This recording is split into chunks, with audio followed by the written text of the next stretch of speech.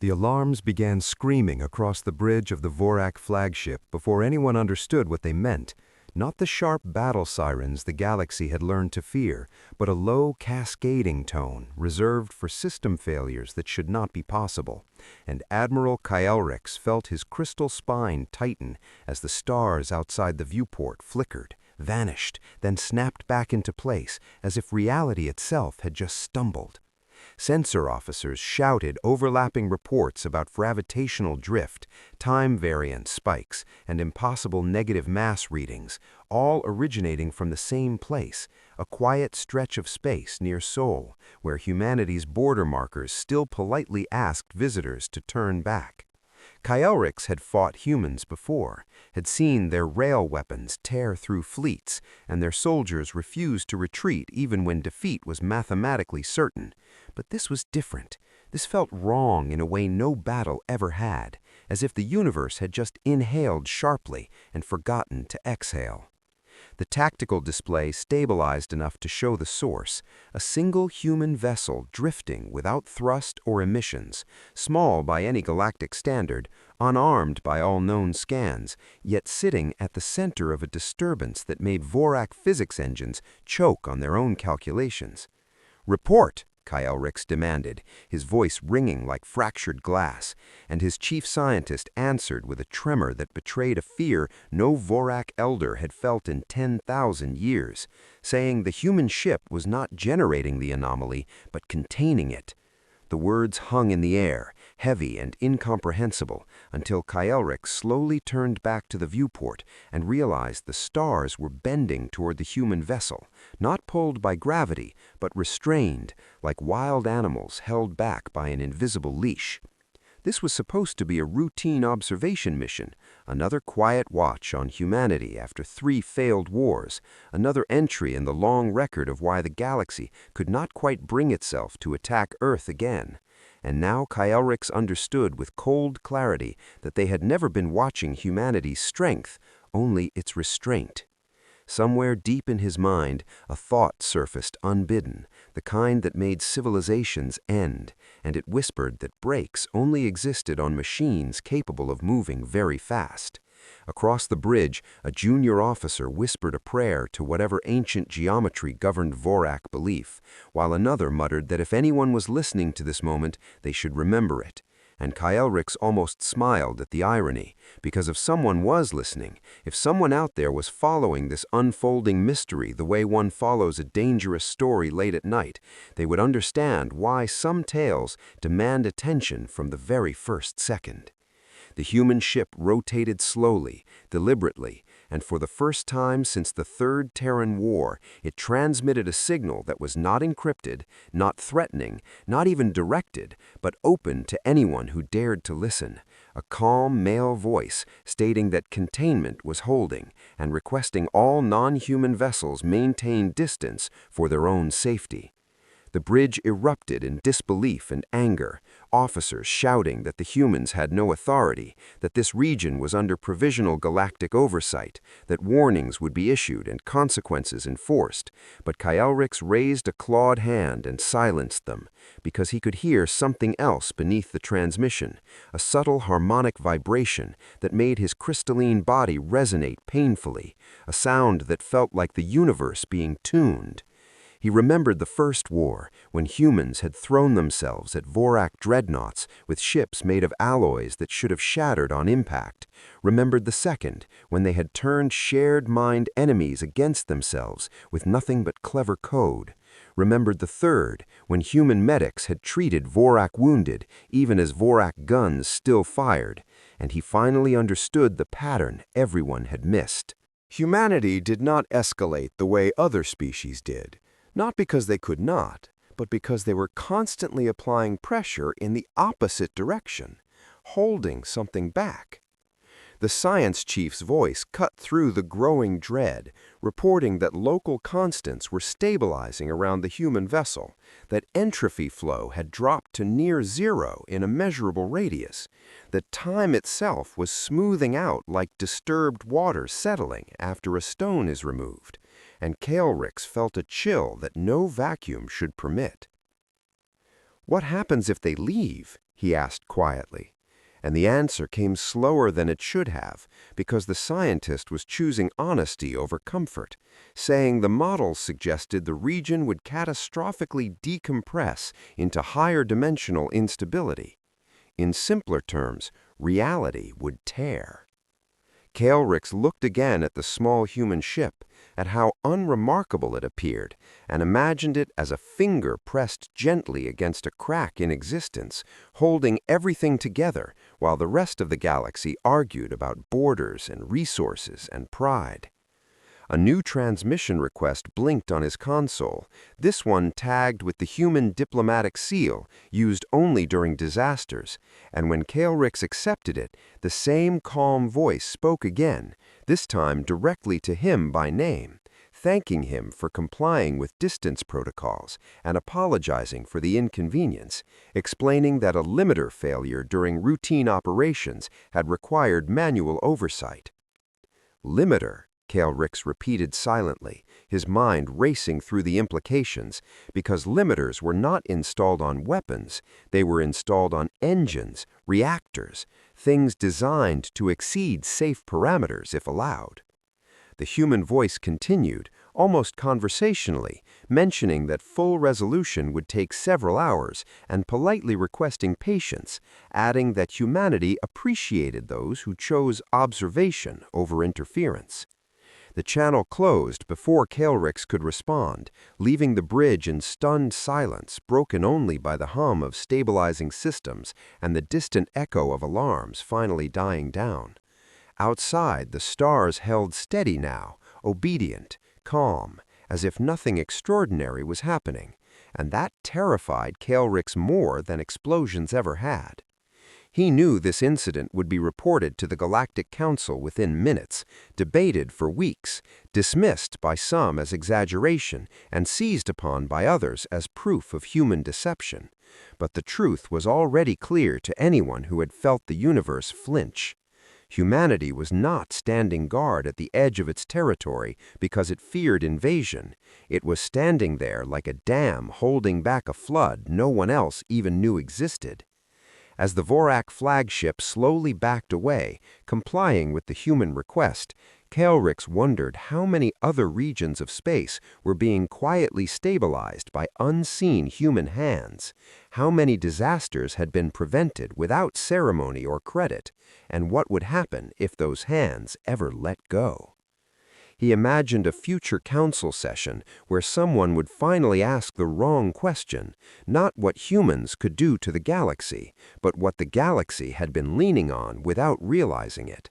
And as that thought settled in his core, a final data packet arrived from the human vessel, a single line of text flagged as informational, stating that the emergency brake was engaged and reminding all recipients that disengagement was not recommended under current galactic conditions.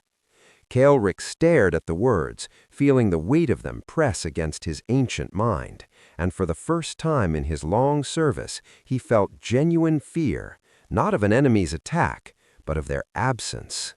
The emergency convocation of the Galactic Council was called within 43 standard minutes, a record that had not been broken even during the extinction of the Helior swarm, and representatives arrived still vibrating with half-processed sensor data and fear they refused to name. The chamber lights dimmed as the central star map ignited, replaying the anomaly near Sol from 1,000 perspectives. Every frame slowed, filtered, recalculated, yet no model could explain why reality itself had stuttered and then obediently calmed. Elder Cathara of the Vorak rose first, her crystalline facets catching the light like a blade, and announced that what they had witnessed was not an attack, but a containment event, a phrase that rippled uneasily through the chamber, because containment implied something already loose. The HFY Collective responded through its Prime Mind avatar, admitting that their predictive engines had failed to anticipate the anomaly by several orders of magnitude, and that this failure was statistically unprecedented, a confession that drew stunned silence because the HFY had built their civilization on never being surprised. Human observers were absent, their seats empty by deliberate choice, and that absence felt louder than any accusation. Intelligence delegates argued that humanity was exaggerating a minor incident to project dominance, that the so-called limiter failure could be a theatrical trick.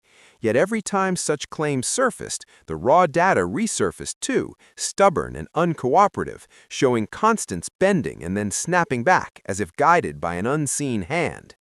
Admiral Galactic was granted the floor and spoke without flourish, describing the human vessel not as a source of power, but as a restraint system, emphasizing that Vorak instruments had detected no energy surge outward, only pressure inward, like a fist closing around something that wanted to explode.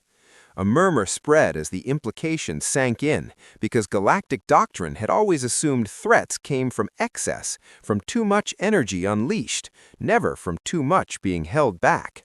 The Council commissioned an emergency audit of all historical human engagements, and the first results began appearing even as the debate raged, analysts noting with growing unease that human weapons consistently operated below theoretical maximums, that human reactors were overbuilt and underutilized, that their fleets moved with deliberate inefficiency, bleeding potential as if by design.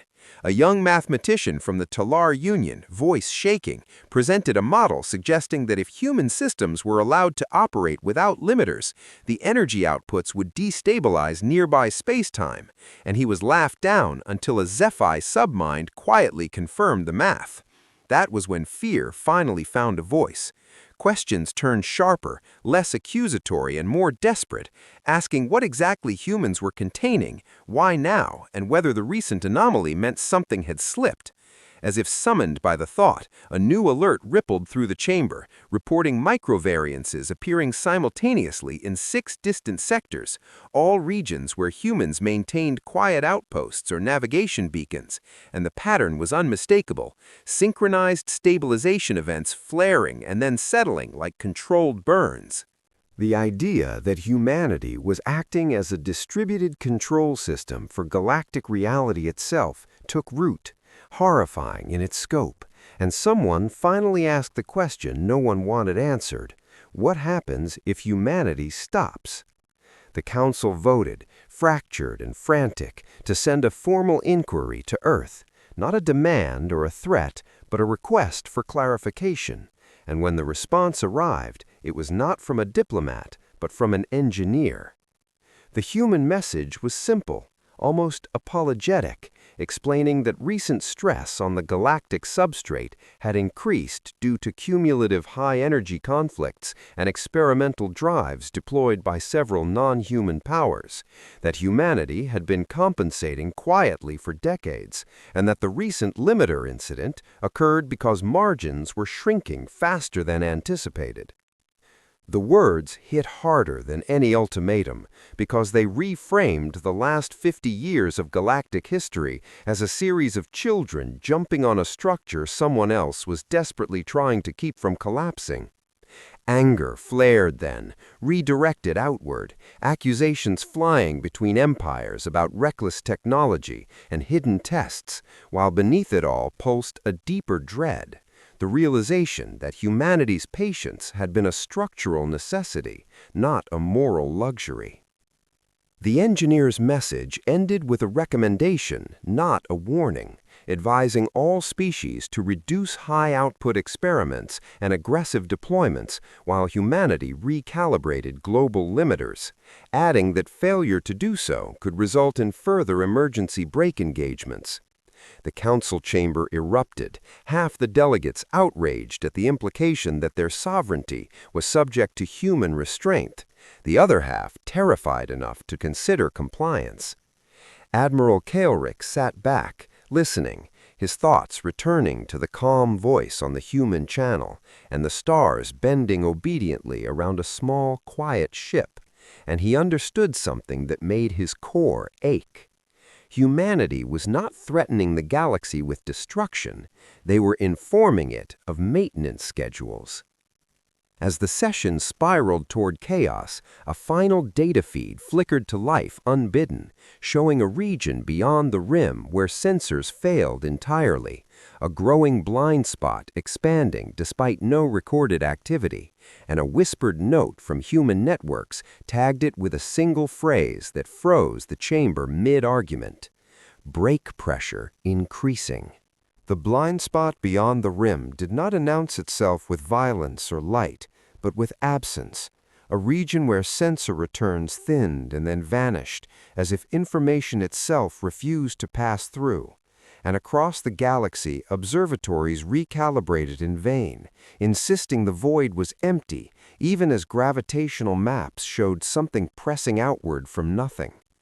Panic moved faster than reason, and fleets were dispatched by empires unwilling to trust human annotations, their admirals convinced that no unseen phenomenon could justify surrendering autonomy to a species they had once called primitive.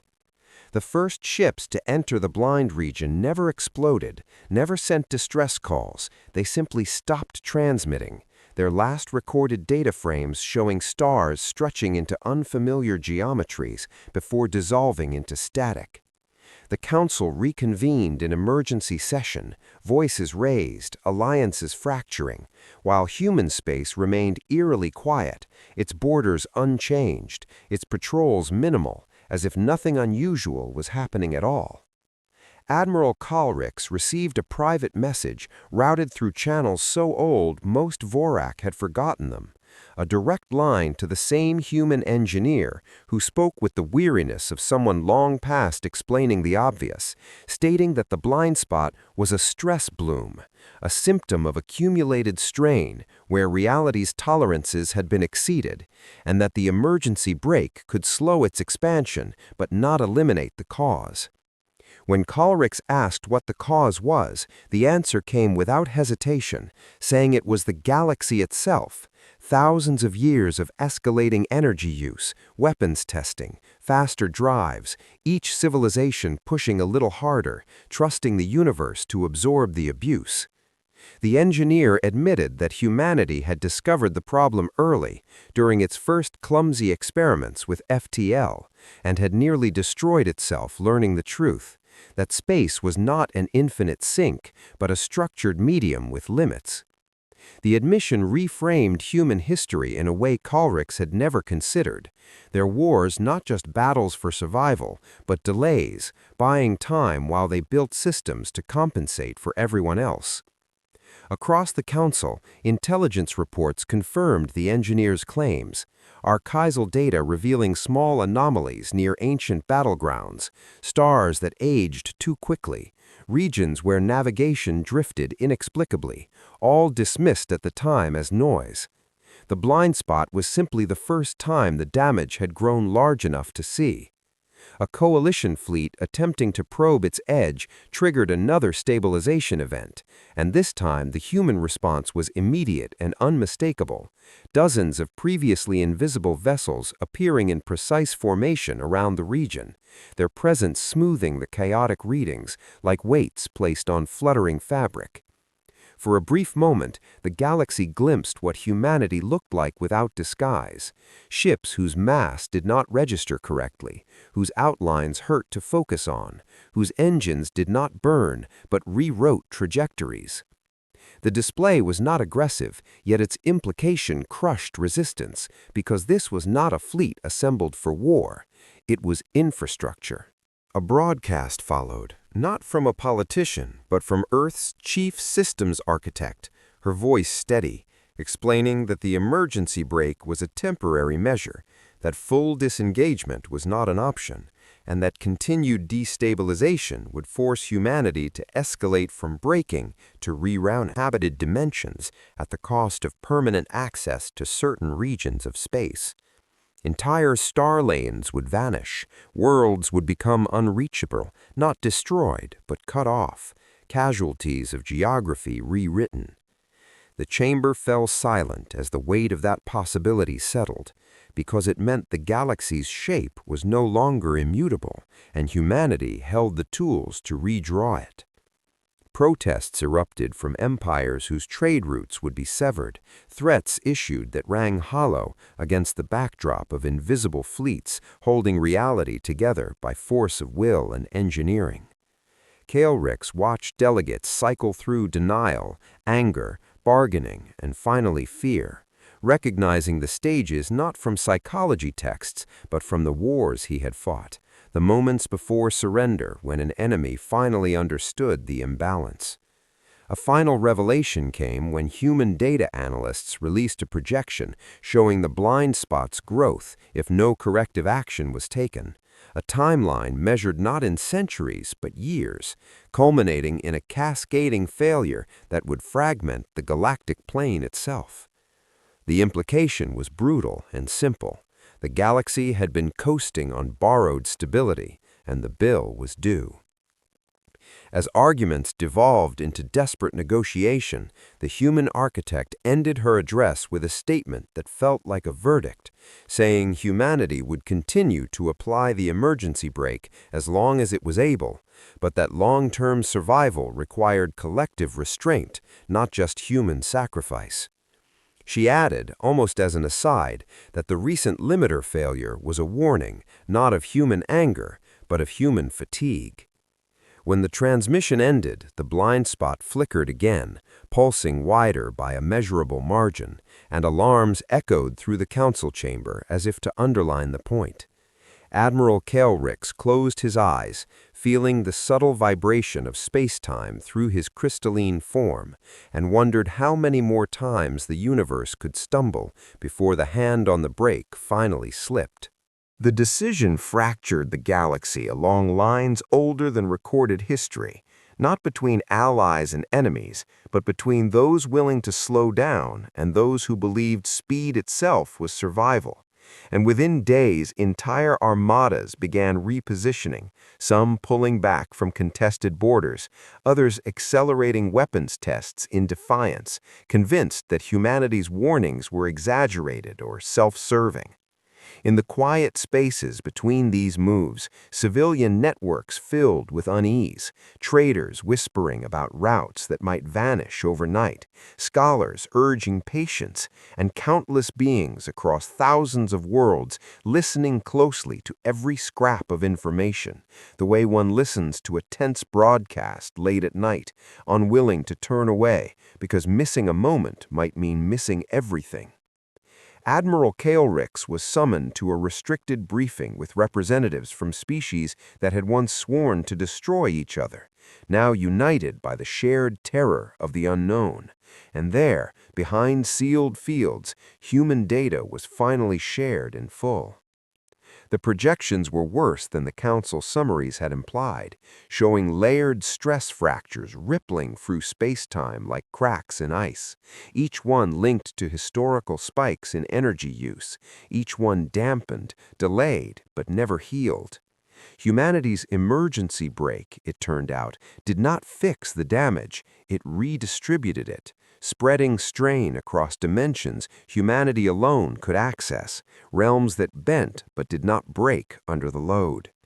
The implication hit Kael'rix like a physical blow because it meant humanity had been quietly sacrificing entire layers of reality, places no other species could reach or even detect, to preserve the one everyone lived in. When he asked what happened to those redirected stresses, the human liaison answered carefully, saying some dimensions collapsed, some stabilized in altered states, and some were sealed forever, lost not to war, but to maintenance. The word maintenance echoed through the chamber, stripping the last traces of myth from human power and replacing it with something far more unsettling: responsibility. Outside the briefing, unrest grew as news leaked in fragments, distorted by fear and politics, and extremist factions seized on the idea of human control, rallying populations with promises to break free, to build faster drives, bigger weapons, to prove no one held their leash. One such faction, the Iron Chorus, launched an unsanctioned experiment in the Perseus Spur, igniting a prototype drive designed to punch through space-time rather than slide along it, and the result was immediate and catastrophic. Sensors across half the galaxy registered a shriek in the fabric of space, a surge that made the blind spot convulse and expand violently, tearing open a new rift that swallowed stars whole, without light or sound. Humanity's response was instant. Dozens of stabilization fleets appearing around the rupture, emergency brakes slamming down with enough force to make even Vorak hulls groan. And for the first time, the effort showed strain. Human vessels dimmed, outlines flickering, their impossible geometries wavering as if the universe itself was pushing back, and Kaelrix felt a surge of dread sharper than any battlefield moment he had known. A broadcast went out on all channels, not polished, not diplomatic, but raw, the voice of the same engineer cracking as she ordered all non-human traffic clear and confirmed that redundancy systems were failing faster than projected. She did not threaten, did not plead, she simply stated facts. That humanity could hold the brake a little longer, that every reckless action made it harder, and that if the cascade crossed a certain threshold, disengagement would not be a choice but a necessity. In the midst of the chaos, a quieter revelation surfaced, buried in the data stream but impossible to ignore. A time-stamped log showing that the emergency brake was never meant to be permanent, that its original design assumed the galaxy would adapt, slow, change course. It had been built as a temporary measure, a grace period. Kaelrix understood then the full weight of human restraint, not just the power they held back, but the hope that others would learn before it ran out. As the Perseus rupture stabilized at last, leaving behind a scar of unreachable space, the human engineer issued one final update, her voice steady again, announcing that brake pressure was now at 68% of maximum and rising, and that further incidents would push it into unknown territory. The chamber fell silent as that number sank in, because everyone understood the unspoken truth. Brakes fail when pushed too hard for too long. Kaelrix looked around at the gathered delegates, at faces etched with fear, defiance, and dawning comprehension, and wondered who among them would be remembered as the ones who listened, and who would be blamed for what came next. Somewhere beyond the rim, the blind spot pulsed again, larger than before, and deep within human networks a new alert appeared, one that had never been triggered in recorded history, labeled simply Pre-Disengagement Protocols Initializing. Pre-disengagement was a phrase no one outside humanity was ever supposed to hear, a contingency buried so deep in human doctrine that even their closest allies had only theorized about its existence, and now it pulsed across secure channels like a silent alarm echoing through a burning city. Admiral Kaelrix demanded clarification, but the human response was delayed, not out of secrecy, but because every available mind was occupied holding reality together. And in that delay, the galaxy's imagination filled the void with terror. Rumors spread faster than light through unofficial relays, some claiming humanity was preparing to abandon the galaxy entirely, others insisting they were about to reset it, wipe civilizations back to primitive states to reduce the strain, and panic took hold in places that had never known it. On mining worlds, drills were shut down mid-bore, leaving entire economies frozen, while military enclaves locked down as admirals weighed impossible choices, whether to trust the species that had lied by omission for centuries, or to strike now before whatever came next rendered resistance meaningless. When the explanation finally came, it arrived not as a speech to the Council, but as a live feed leak from a human command nexus, intercepted and rebroadcast millions of times before anyone could stop it. The engineer was there again, older now, in a way Kaelrix could feel through the screen, standing before a wall of projections showing the galaxy overlaid with stress maps and countdown arcs. She spoke calmly, explaining that pre-disengagement meant humanity was preparing to release portions of the break in controlled sectors, not to punish, not to test dominance, but because the internal buffers, the sacrificed dimensions, the sealed realities were reaching saturation. Humanity had been absorbing the galaxy's recklessness like a shock absorber for so long that the absorber itself was cracking, and if it failed all at once, the rebound would annihilate everything. Controlled release, she said, was the least catastrophic option left.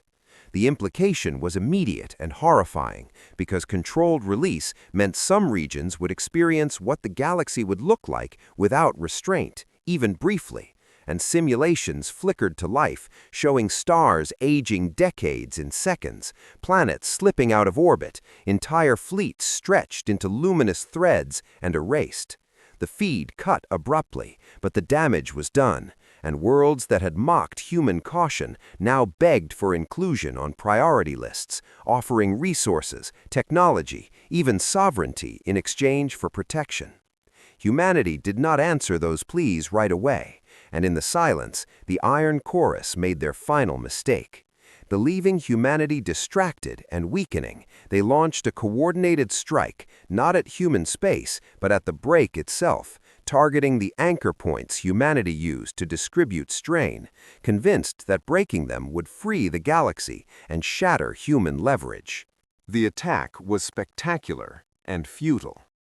Human defenses reacted with surgical precision, disabling entire armadas without visible weapons, ships frozen in place as if pinned by invisible hands, their crews alive but powerless, forced to watch as their own reactors were shut down to prevent further damage.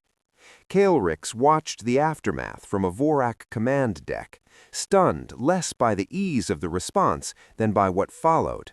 A message broadcast to every captured vessel, explaining in blunt terms that their attack had forced an immediate partial release. In a distant sector, far from major population centers but still inhabited, the break eased by a fraction of a percent, and the results were felt instantly. Time dilation storms swept through colonies, aging some inhabitants while leaving others unchanged. Communications fractured as signals arrived before they were sent, and one moon simply vanished, its mass smeared across space-time like paint. Humanity moved in as fast as physics allowed, evacuating survivors, stabilizing what they could, but they did not hide the footage. They showed it all. The chaos, the suffering, the limits of their control, and for the first time the galaxy saw humanity not as gods or tyrants, but as exhausted custodians standing at the edge of collapse. Kael'rix felt something shift inside him as he realized the truth no one wanted to admit, that humanity was no longer asking permission or forgiveness. They were issuing a warning born of necessity, and whether anyone listened no longer changed the outcome, only the scale of the loss. As emergency councils convened and ancient treaties were rewritten overnight, a new signal cut through the noise, originating from beyond the blind spot itself, a pattern that did not match any known physics, repeating a single pulse that human systems flagged with escalating urgency. The label attached to the alert spread quickly through every network, chilling those who understood it. External response detected. External response was not a phrase used lightly in human systems, reserved for theoretical scenarios involving entities or forces that originated outside the braked framework entirely, things that existed in the raw, unmediated flow of causality, and its appearance sent a tremor through every command hierarchy. Humanity moved with a speed that made previous mobilizations look hesitant, fleets repositioning not toward borders or rivals, but toward mathematical coordinates that had no physical landmarks, places defined by probability gradients and causal shear. The signal itself was maddeningly simple, a repeating pulse that carried no language, no imagery, just a rhythm that matched the frequency of the blind spot's expansion, as if something on the other side was knocking, not randomly, but in time with the galaxy's weakening restraints. Kael'rix was granted unprecedented access to a human strategic feed, not as an ally to be reassured, but as a witness who would need to understand what followed. And what he saw stripped away any remaining illusions of human confidence.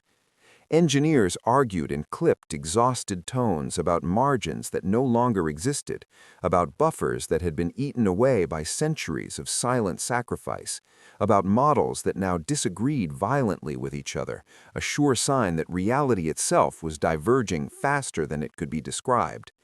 When someone asked the question everyone had been avoiding, what exactly was responding, the answer was not a name or a species, but a classification, a description of behavior observed during humanity's earliest experiments with the break. Whatever lay beyond did not perceive the galaxy as a collection of lives or worlds, but as a pressure differential, a dam holding back a flood of usable energy, and now that dam was audibly cracking. Humanity had slowed the galaxy enough to be noticed. The revelation rippled outward as more data was shared, showing ancient remnants in the cosmic background, scars older than any civilization, places where entire universes had once been drained into something else, leaving behind empty husks, expanding forever, cold and silent. The external signal matched those scars perfectly. Kael'rix felt the weight of it settle into his core, the understanding that the galaxy was not facing an invasion in the traditional sense, but a harvest, and that humanity's emergency brake had been the only thing keeping the galaxy from being ripe. As panic threatened to fracture the already strained alliances, a human broadcast cut through, addressed not to governments, but to anyone listening, the same engineer standing before a darker, more chaotic projection wall. She spoke of choice, not heroically but plainly, explaining that disengagement would remove the brake entirely, allowing the galaxy to burn bright and fast, collapsing under its own excess before the external force could extract much of value. It would mean extinction on a scale beyond comprehension, but it would deny the harvest. The alternative was continued restraint, holding the brake until humanity and the galaxy were slowly drained, preserved just long enough to be consumed. There was no third option, no miracle hidden in reserve, only timing and intent. Across countless worlds, reactions diverged violently, some civilizations choosing defiance, preparing to accelerate anyway, preferring a brief blaze to a slow death, others pledging everything they had to help humanity reinforce the break, even knowing it might only delay the inevitable. Kael'rix watched his own species fracture in real time, old rivals arguing not over territory but over philosophy, over whether survival without dignity was survival at all. In the midst of this chaos, a new anomaly appeared, not external but internal, a fluctuation within the brake system itself that did not match any known failure mode. Human analysts fell silent as they realized what it implied, that something within the galaxy, something previously thought irrelevant or extinct, was interacting with the brake in a way humanity had never anticipated. The engineer's face hardened as she authorized a deep scan, and the results sent a chill through every observer, revealing a dormant network woven through space-time, ancient beyond measure, now awakening in resonance with the external pulse. Humanity had not been the first to build an emergency brake. They had merely inherited it. The revelation hit like a shockwave across every observation deck, every command nexus, every consciousness watching. Because if humanity had inherited the brake, then the galaxy had been under surveillance, management, and silent control far longer than anyone dared imagine. Ancient algorithms, woven into the fabric of reality, began to hum with activity, as if waking from a slumber measured in eons, and human systems detected them not as threats, but as collaborators, the only things capable of interacting with the external pulse without catastrophic failure. Admiral Kael'rix stared at the projection and could feel the panic rising in other delegates as the humans outlined what they now called Phase Zero, stabilization of the inherited framework, alignment with human systems, and preparation for the first controlled interface with the external force. The scale was impossible to comprehend, for even the most powerful alien civilizations did not think in terms of eons or layers of dimensional buffers. Yet here, humanity acted as if centuries of preparation were a simple day's work. Ships from dozens of species hovered at the edge of influence, instructed to observe but forbidden to interfere. And Kaelrix could see the weight of every glance, the questions forming silently. How could a species that had been underestimated for millennia suddenly command this authority? The first interface began with no fanfare. A single signal fired from a human vessel smaller than most cruisers, yet composed of structures existing simultaneously in multiple dimensions. The signal pulsed across the galaxy, perfectly synchronized with the waking network, and every observer felt reality warp around the edges of their perception. Light bent, gravity rippled, and time itself shivered as if acknowledging a presence far older and far more vast than any of them.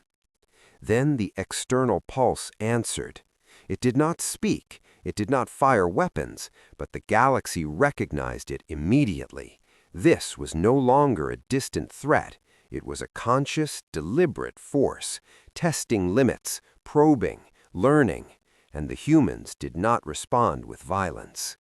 They responded with adaptation, their vessels shimmering with impossible geometries, deploying counter-signals that restructured the interaction rather than resisting it.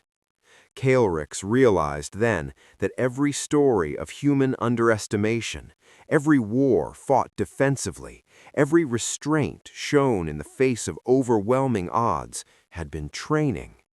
The galaxy had seen only fragments of human power, glimpses carefully curated, because if the full truth had been revealed too early, the external force might have noticed sooner.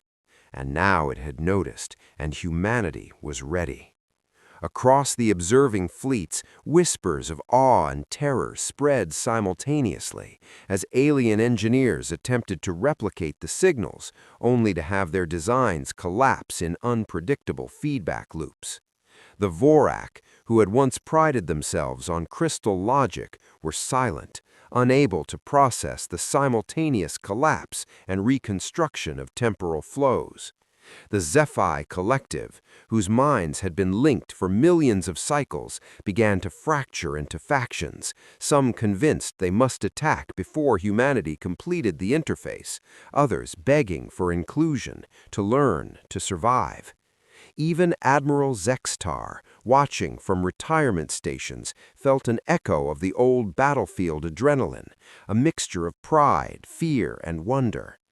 Humanity had not just held the emergency brake, they had synchronized with it, optimized it, and were now using it to reach outward, to engage a force the galaxy had never encountered, on terms that only humans and their inherited network could comprehend. And then the first casualty occurred. Not a life, not a ship, but a system. A dead star, untouched by human hands, flickered in and out of existence as the external force tested the boundary of the interface, and for the first time, the observers realized that the scale of stakes was beyond extinction, it was beyond comprehension.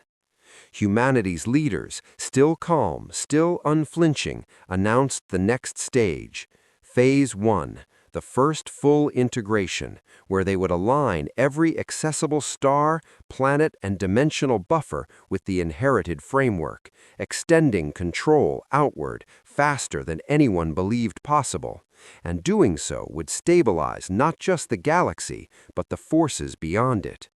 Kaelrix watched fleets shift uneasily, knowing that some species would never forgive humans for holding back, for hiding their potential for millennia, and yet none could deny that the alternative, facing the external pulse unprepared, would be total annihilation.